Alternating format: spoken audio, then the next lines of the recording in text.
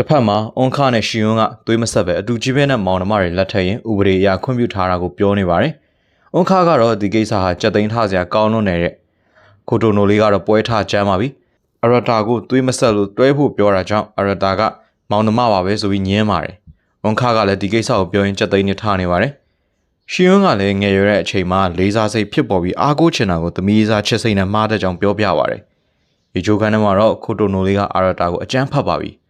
ပြီးတော့သူရင်ထဲကစကားတွေဝန်ခံလိုက်တော့အရတာကလည်းအကိုတယောက်အနေနဲ့ခိုတိုနိုလေးအိမ်အောင်ကြတဲ့အချိန်ကြီးစောင့်ရှောက်ပေးမဲ့အကြောင်းပြောပါတယ်။အရတာကလည်းရေချိုကန်ထဲကနေလူမမြောင်ထွက်လာခဲ့ပေမဲ့ဒေချာပေါက်မြင်လိုက်တဲ့သူကတော့ဆဲဟာပါ။ဆဲဟာကသူအကုန်မြင်လိုက်တယ်ဒါပေမဲ့အရတာကိုစိတ်မချတော့အရတာကိုကိုဖိရင်ဖိစမ်းသက်ထည့်လိုက်တာအရတာလည်းခိုတိုနိုလိုနောက်တယောက်လိုအထင်တွေမှားကုန်ပါတယ်။ပြီးတော့မှဆဲဟာကအမတွေပေါ်မှာအဲ့ဒီစိတ်ရှိလားဆိုတာကိုစမ်းသက်တာလို့ရှင်းပြပါတယ်။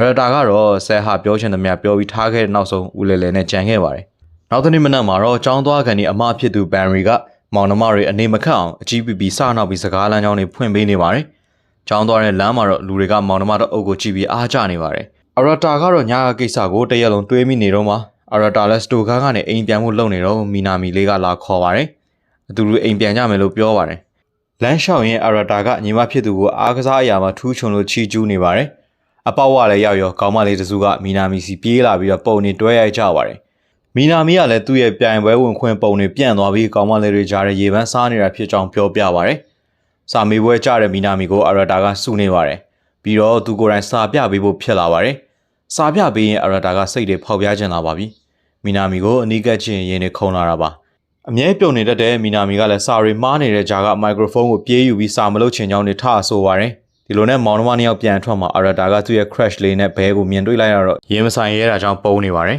။အဲဒီကပြန်လာတော့လမ်းမှာမီနာမီလေးကစာမလုပ်ပဲတချင်းတွေစုပ်နေလို့အရတာကစူနေရပါပြီ။ပြီးတော့မီနာမီလေးကအရတာကိုကြိုက်နေတဲ့သူမှရီးစားရှိလဲစိတ်မငြိမ်ဖို့အားပြီးတော့အရတာကလည်းသူကြိုက်နေတာဘယ်သူပြောပြလဲဆိုတော့အွန်ခါဖွာတာတဲ့